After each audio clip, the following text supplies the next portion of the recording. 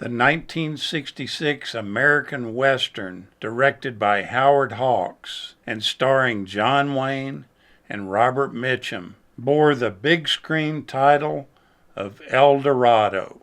El Dorado is the second of three films that was directed by Howard Hawks about a sheriff that defends his office against some terrible outlaws in the town. Rio Bravo was the first in 1959, and after El Dorado came Rio Lobo in 1970. All of these star John Wayne in approximately the same role, and the plot lines of the movies are similar enough to where they really could qualify as remakes of each other.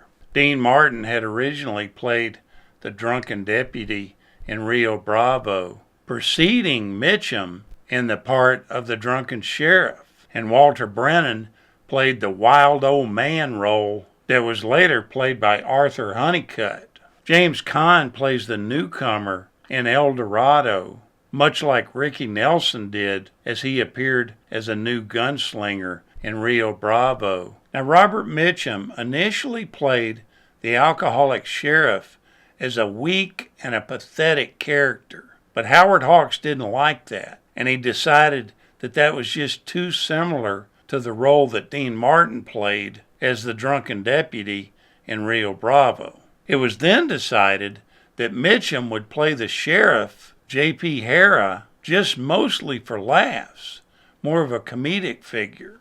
Now, there's all sorts of intermingling between all these movies, and according to Lee Brackett, the writer, the scene where James Caan throws himself in front of the horses was actually used in the movie Rio Bravo, with Ricky Nelson as the character, but this was actually cut from the final release of the film, so they just used it in this film. Now, the poem that's recited by Mississippi, the character played by James Caan, is actually a poem called El Dorado that was done by Edgar Allan Poe. Now, Mississippi also mixes up some pretty potent ingredients that are actually Johnny Diamond's recipe to sober up Sheriff J.P. Harrah, played by Robert Mitchum. And they actually contain cayenne pepper, hot mustard powder, ipecac, croton oil, and a few other things. A downside to this is that ipecac is a strong emetic. The croton oil is a potent purgative, and the whole concoction has a terrible sulfurous smell. Anyone that was administered this combination in a real-life setting would likely to have had to spend a day or two in the outhouse, and that's assuming the unfortunate victim didn't die from dehydration caused by the violent fluid loss from the croton oil. The recipe also called for gunpowder, which causes nausea. If this didn't cure you, it would definitely kill you. Now, it's well known that John Wayne was a staunch conservative, and he just did not get along with Ed Asner.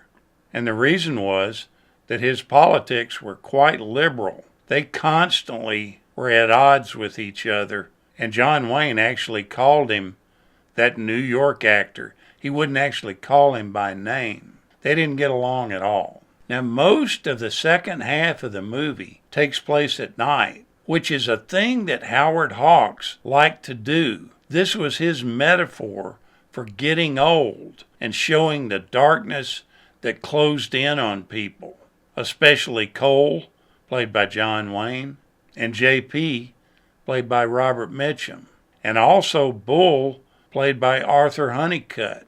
This was a great way that Hawks had of making you see this visually. Now, the original script for the movie was much darker than it ended up, but Hawks felt that he didn't do that type of movie very well, so he had a whole bunch of rewrites done. He did leave in quite a bit of dramatic key elements that he retained from the original script that still added a darkness to the show. Now, Howard Hawks had a joke about the then 58-year-old John Wayne's age, and he did this by showing him getting to know a girl who was Charlene Holt, as opposed to actually romancing a girl like he did with Angie Dickinson in Rio Bravo. Now, this was actually John Wayne's 138th film, and it was the second time John Wayne actually played a character with the surname of Thornton. He was Sean Thornton in The Quiet Man in 1952.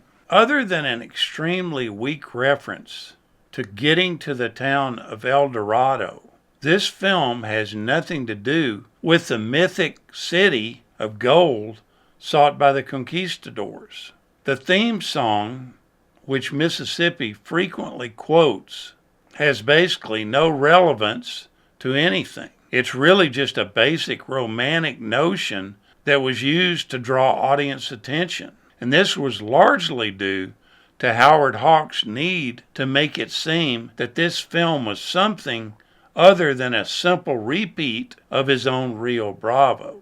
Now, it's kind of amazing how they limit things that they put on TV nowadays. But James Caan's impersonation of a Chinese man is often cut from the television broadcast. I don't get this at all. This is just acting. Now, at the time this movie was made, there were constant rumors in Hollywood about John Wayne's health. People were also complaining about Robert Mitchum's attitude on the set. That was a big concern. And then they talked about Howard Hawks' age, that he just wasn't the same director that he used to be. And they just weren't sure whether or not these people could still match the successes that they had in the past. They actually shut everybody up, and they proved that they still had it. And the movie went on to earn $12 million at the box office. And it basically received mostly positive reviews. Shooting of the film took 84 days. By the time the film was completely finished in late January of 1966, it was actually 24 days over schedule. A big portion of the film was shot at Old Tucson Studios, just west of Tucson, Arizona, with some of it also being shot in Utah. Now, some of the film footage from this movie was later incorporated into the opening montage of John Wayne's final film, The Shootist, and this was done to illustrate the backstory of John Wayne's character.